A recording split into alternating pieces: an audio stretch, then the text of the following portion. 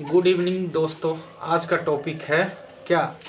कारक। आज का टॉपिक क्या है? कारक। जो पिछली क्लास का वीडियो नहीं देखा है वो जाकर देख ले और उसको लाइक एंड सब्सक्राइब कर ले। ये बोलना नहीं पड़े, अगर मेरा कंटेंट अच्छा रहता है तब।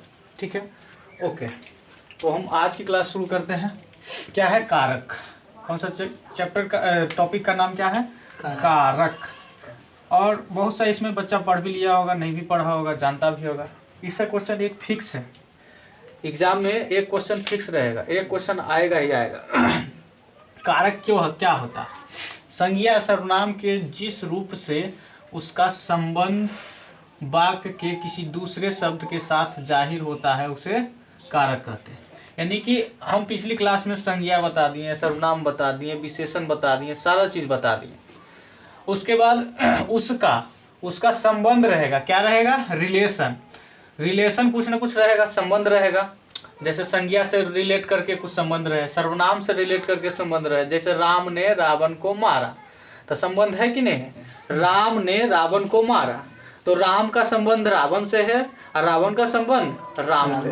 तो जो संबंध इसके बीच जो ने आया वो किसको बताने के लिए आया? ने आया संबंध बताने के लिए ना, आया कि नहीं आया? नया देखो संबंध बताने के लिए। उसमें भी संबंध में अलग अलग टाइप का संबंध बताता है। ठीक है, तो क्यों पढ़ना है पता चला? कारक क्यों पढ़ना है? तो मेनली इसका संबंध किसका? संज्ञा और सर्वनाम का। एक उदाहरण दिए, राम ने रावण को मारा, सबसे बेस्ट एग्जाम्पल है ना। इस तरीका से और भी आगे बढ़ते हैं। कारक कितने प्रकार के? कारक 8 प्रकार। पहला कर्ता ने।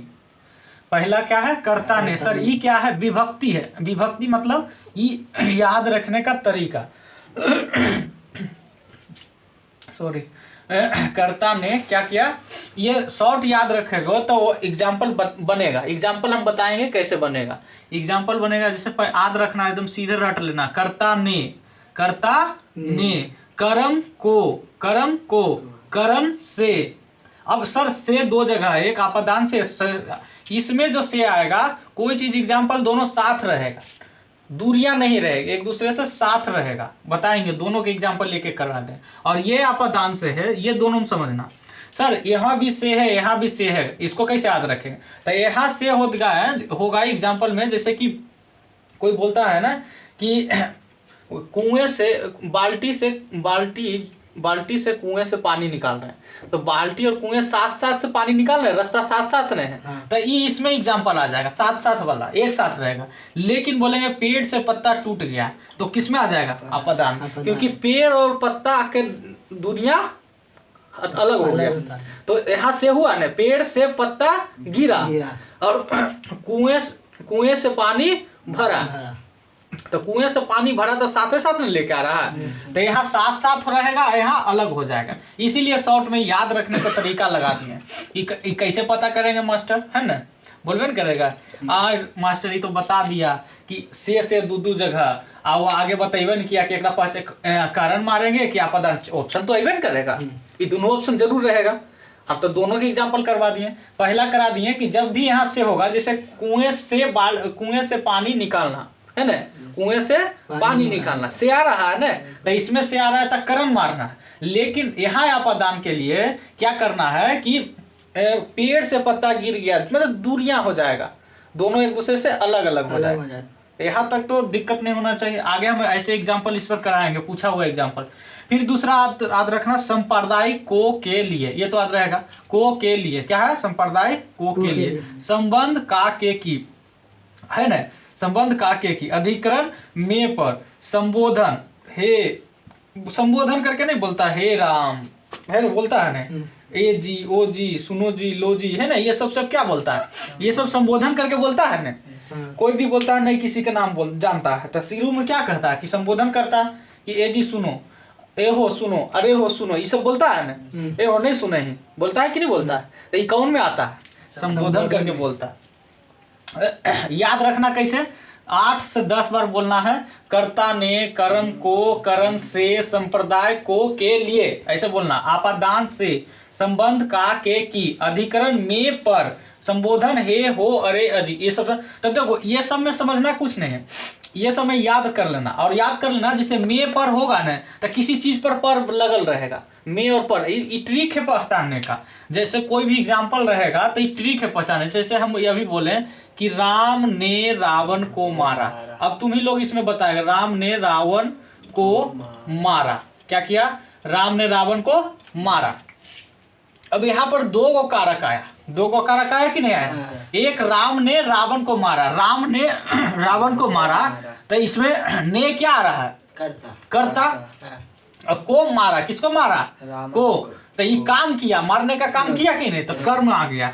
तो इसमें दो वाक्य हो गया, ये क्या हो गया, कर्ता हो गया, और ये वाक्य क्या हो गया, कर्म हो गया। तो कर्ता कर्म समझ में आया। यहाँ जब भी आएगा तो कर्म का बात आएगा तब इसके लिए को होगा, लेकिन यहाँ पर को अलग होगा। ये को और लिए साथ साथ आएगा। जैसे उसने मेरे लिए उसको उससे लड़ाई किया, जैसे यहाँ पर जो रहेगा उसने मेरे लिए लड़ाई किया, क्या क्या, उसने मेरे लिए, है ना, मेरे लिए लड़ाई किया। कोई भी वाक्य ले लो, मेरे लिए लड़ाई की, इसी को लिख सकते हो, उसने मेरे को मारा, है ना, मेरे को मारा या मेरे लिए लड़ाई किया, तो एक ही बात है, आया समझ में। तो यहाँ के को अलग हो जाएगा, यहाँ को, ये दोनों में अंतर समझना। इसमें कर्म अपने दिख जाएगा जब भी, जैसी वहां देले रहेगा इसी सेंटेंस और 4 गो ऑप्शन रहेगा, तो वहां है अलवला नहीं जाना। इसलिए बता देते एग्जाम में बहुत गलती होता है, तो सोच के मारना, रट लेना है, नहीं रटोगे तो एग्जाम में भूल जाओगे। इसको क्या करना है, ये क्लास के बाद अपना आधा घंटा इसको लिख लेना, अपने से लिखना, ये छोड़ दो, ये की है तुमसे मेन, इतने इंपॉर्टेंट है, बस ये 8 याद कर लोगे और इस पर 10-20 को जब ऑब्जेक्टिव कोई भी बुक उठा के बना लेगा, ऐसे 5-10 को हम करवा देंगे। तो जैसे कर्ता ने कर्म को, ये सब याद करना। और याद कैसे करना, ई से के लिए क्या करेंगे, साथ होगा कि अलग होगा, साथ होगा, है ना, ई से के लिए अलग होगा, लिख दिए। इसमें कर्म का बात होगा, कर्म का बात जैसे कि हुआ राम ने रावण को मारा, तो यहाँ पर कर्ता कौन था, राम, और किसको मारा, तो कर्म का हुआ, काम की हुआ, मारने का, किसका काम हुआ, तो ई को का मतलब समझ गया, आई को कर रहेगा, आगे करवा देते। तो यहाँ तक तो क्लियर हो गया होगा, है ना। आगे अब इसका ऑब्जेक्टिव करवा देते हैं कुछ, ठीक है।